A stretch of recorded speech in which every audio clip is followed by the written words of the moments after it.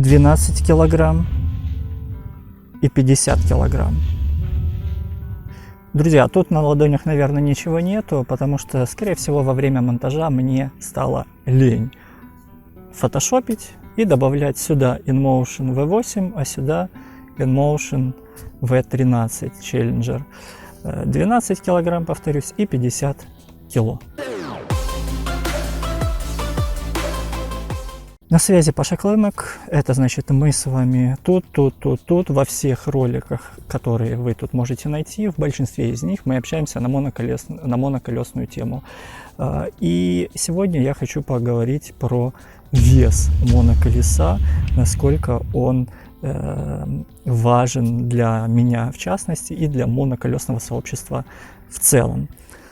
И вы знаете, после того, как, скорее всего, вы уже презентацию эту видели по V13, какие-то рендеры, какие-то характеристики, кстати, на официальном сайте в разделе V13 уже есть официальные характеристики по скорости, и запасу, и весу. И как раз та характеристика, которая сегодня будет обсуждаться, это вес. Друзья, 50 килограмм. 50 килограмм это даже больше, чем штанги в некоторых спортзалах, с которых начинают культуристы. Это больше, чем вес некоторых девушек. Это больше, чем вес тех моноколес, которые я когда-либо держал в руках. Вы знаете, небольшое отступление. Мои мысли просто на этот счет. Как-то давным-давно, когда в Украине только начали летать лоукостеры в Грузию, мы решили полететь, да, на Кавказ. И была такая фишка, что каждому покупающему можно было приобрести доп-снарягу, да, спортивную снарягу. То есть одно место для сноуборда. Мы катаемся на сноубордах, поэтому мы докупили одно место. Но, как говорят, все хотят экономить, мы докупили одно место сноубордическое для 2 человек. И в один чехол я утрамбовал вот реально все, весь став для 2 людей. То есть это 2 доски, это 2 пары ботинок, это 2 шлема, это двое креплений, 2 пары креплений, там это штаны, куртки, наколенники, налокотники. И вес всего этого барахла для 2 людей составил на тот момент что-то около 28 килограмм. Там вроде запас был небольшой, то 32 кило разрешено. И уже тогда мне показалось, что это просто дофига. Это был неподъемный чехол. Благо дело, он был на колесах, но он был просто зверски неподъемный. И теперь, когда я представляю цифру 50 килограмм колеса, которое, скорее всего, в наших реалиях, в наших условиях нужно будет куда-то, где-то что-то таскать, я, честно говоря, просто в панике. Когда-нибудь, скорее всего, эти колеса будут доступны после того, как после них выйдут новые модели, они будут доступны. Для этого пройдет время, ценник снизится с 4,5 тысяч баксов, которая сейчас есть на это колесо, в меньшую сторону. Но вес. Когда я только начинал ездить и учился, я купил V8. Я покупал, потому что оно просто соответствовало, да, там цене, его не жалко было убить. Но, как сейчас я понимаю, что V8, даже V8, так назовем, это довольно-таки неплохая вещь для езды по городу, для подскока по городу с весом 12 килов. С ним, в принципе, можно куда угодно телепортануться. Итак, первое, бордюры. За последние 2 года в Киеве велоинфраструктура развивается огромными скачками, но даже несмотря на это, сейчас есть места, есть понижайки. Что такое понижайка? Вы едете, допустим, по тротуару, и доезжаете до какого-то там поворота, да, там машина заворачивает, там, или зебра, или пешеходный переход. И вот, чтобы спуститься с тротуара на дорогу и потом подняться, делаются такие понижайки. Для инвалидных колясок, для мам с детьми с колясками, для моноколесников и всего остального. Это хорошо, если они есть. Но если их нету, то вам, как моноколеснику, скорее всего, нужно будет останавливаться, спускаться и дальше подниматься, если, конечно, у вас нет упоров, если вы прыжки наше все, это все не преодолеваете без остановки. Спускать и поднимать колесо 50 кг с этого бордюра и на бордюр, мне кажется, проблем абсолютно никаких нету. Не сильно, я думаю, что этот процесс будет отличаться от спуска и подъема КС-18L, которая весит 25 кг. Следующее, подъезды. Мой 4-й этаж без лифта бесконечно просит, требует от меня колеса с меньшим весом. 24 кг КС-18L это тот вес, который, на мой взгляд, для подъема в поднятом состоянии в принципе нормально. 30 килограмм, уставший после какой-то покатухи 60-килограммовой, ты возвращаешься к подъезду, снимаешь эти наколенники, налокотники, снимаешь шлем, и тебя тут приходит озарение, что тебе сейчас еще нужно тащить колесо вверх. Вниз оно как-то, знаете, не так чувствуется. То есть ты только идешь, ты заряженный, ты полон сил, ты отдохнувший, а вот уже когда с покатухи поднимаешься, тут уже, да, есть некоторая усталость и есть некоторое раздражение. 4-й этаж без лифта — это, конечно же, не 9-й и даже не 22-й, как иногда бывает, когда в доме отключают лифты, но все равно есть некоторое неудобство. В одном из видео я показывал, что моноколеса можно закатывать по ступенькам. Да, в своем подъезде я его периодически закатываю, когда мне как бы не лень шуршать этим колесом, там, проскальзывать и оставлять иногда следы от резины. Закатывание колеса напрямую зависит от вашего умения его закатывать и от ступенек. То есть если ступеньки со стесанными краями, то колесу будет весьма сложно туда цепляться и забираться. Но в целом подъезды, в целом ступени такого плана, они, на мой взгляд, любым колесом будут преодолены, независимо от веса. Поэтому 50-килограммовое даже колесо в этом случае, я думаю, что я бы с этим, скорее всего, но это не точно, смирился.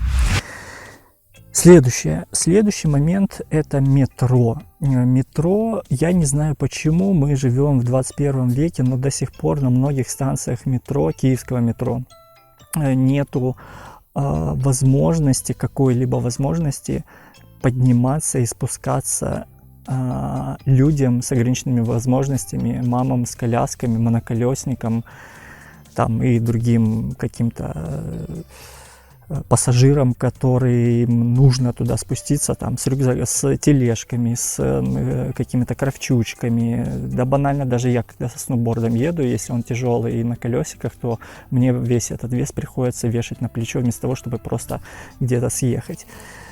Даже на тех станциях, где оно в принципе предназначено, и есть такой, знаете, как бы небольшой лифт, не знаю, если найду в интернете, вставлю небольшое видео, как он работает, но он очень часто не работает. Ну, как он не работает? Там какая-то дурная система, что нужно предварительно это оповещать, что нужно предварительно говорить о том, что вот в назначенное время будет ехать человек на инвалидной коляске, и вы должны подготовить этот трап, или как он называется, этот пандус. Но в целом очень мало, очень не приспособлено именно метро, не сами вагоны, а именно попадание вас на платформу. Это там, где нет эскалаторов. Так сказать, станции неглубокого заложения, или как-то оно так называется. Там, где есть эскалаторы, но там, в принципе, проблем нету. Встал на эскалатор, поднялся. Следующее. Вес меня пугает моноколеса, если я буду пользоваться, как сейчас я это бывает делаю, общественным транспортом. Автобусы, троллейбусы, трамваи, фуникулеры. Такое дело можно наблюдать и выгружаясь с трамвая. Когда он приезжает, подъезжает и по каким-то неведомым причинам от нижней ступени до платформы, там целый овраг. Да, сейчас очень много трамваев уже нового европейского образца, где он почти вровень с платформой, с остановкой, особенно если она реконструирована, особенно если она новая. Но если брать за основу те троллейбусы, те автобусы, те трамваи, которые еще старого образца со старыми остановками, то выгрузить это моноколесо, да не обязательно моноколесо, даже велосипед или инвалидный человек с ограниченными возможностями выгрузиться, это еще тот